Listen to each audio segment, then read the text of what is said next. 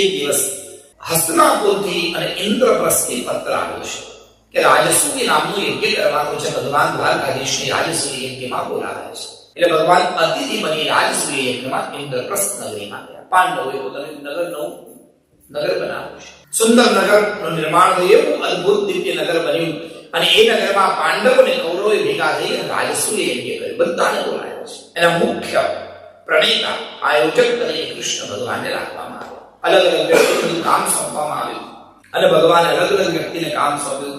દુર્યોધનને કીધું કે તારે દાન આપવાનું. બોલો જય શ્રી કૃષ્ણ.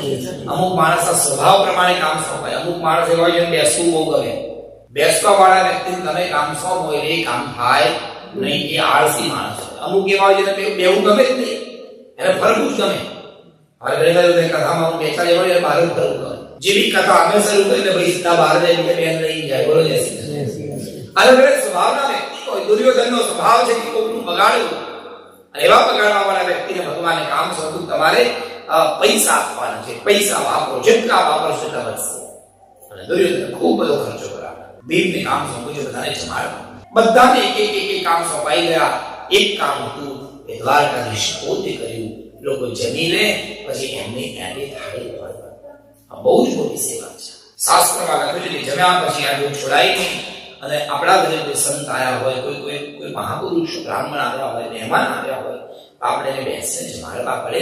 એની થાળી આપણે લેવાની. આપણે કોકની થાળી લઈએ તો એનું પુણ્ય આપણને પ્રાપ્ત થાય. કે ભગવાને એઠા પત્ર ઉઠાવ્યા અને આ રાજસૂય યજ્ઞ સંપન્ન કરાવ્યા. રાજસૂય યજ્ઞમાં વાત આવી કે આ યજ્ઞમાં કળશની ઉપર એવા ભગવાનની પૂજા કરો જે ભગવાન તમને બહુ જ ગમતા હોય. તમારી માટે સૌથી ઉત્તમ દેવની પૂજા કરો.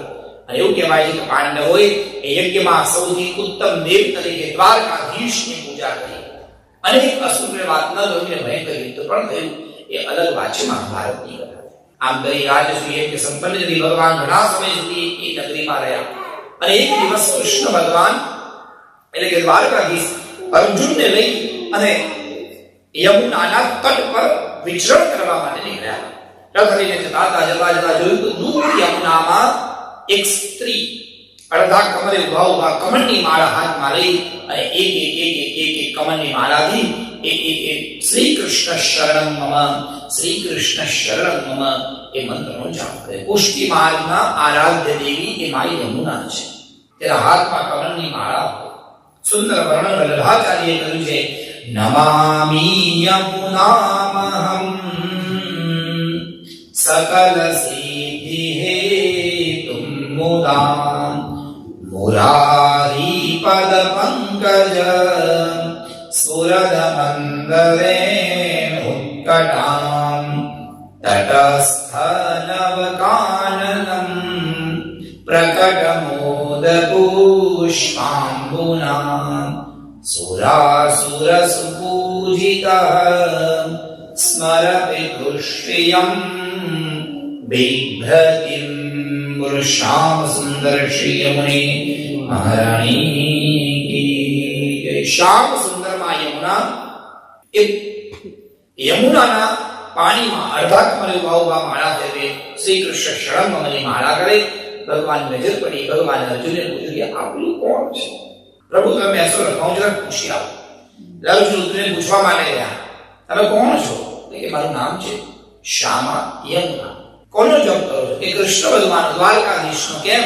તો કે એમને હું પતિ રૂપમાં ભજું છું ને ભગવાન મારા પતિ બને એવા ભાવથી એમનો જાપ કરું છું. એટલે અર્જુનને રહેવાયું નહીં. અર્જુન હસતા હસતા કીધું કે તમે જેના જાપ કરો છો, તમે જેને મનમાં વિચારો છો એ પેટના રથમાં બેઠા છે. દૂરથી દ્વારકાધીશ ભગવાનનું મુકુટ જોઈને યમુનાજી હાથમાં કમળની માળા લઈને દોડ્યા.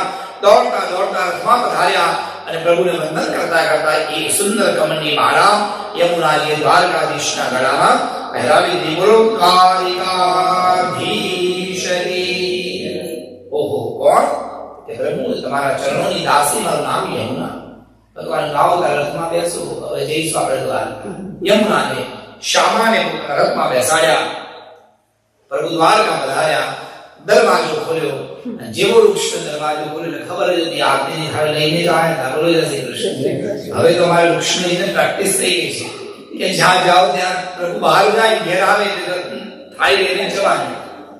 સંત યમુનાજીનું સ્વાગત કરવામાં આવ્યું અને ચોથા નંબરનો મહેલ એ યમુનાને સોંપવામાં આવ્યો. સજ્જનો ધ્યાન આપજો, આ કાલિંદી આ યમુના એ ભગવાનના ચતુર્થ પટ્ટાણી છે. એક એક પટ્ટાણીમાં એક એક લક્ષણ છે.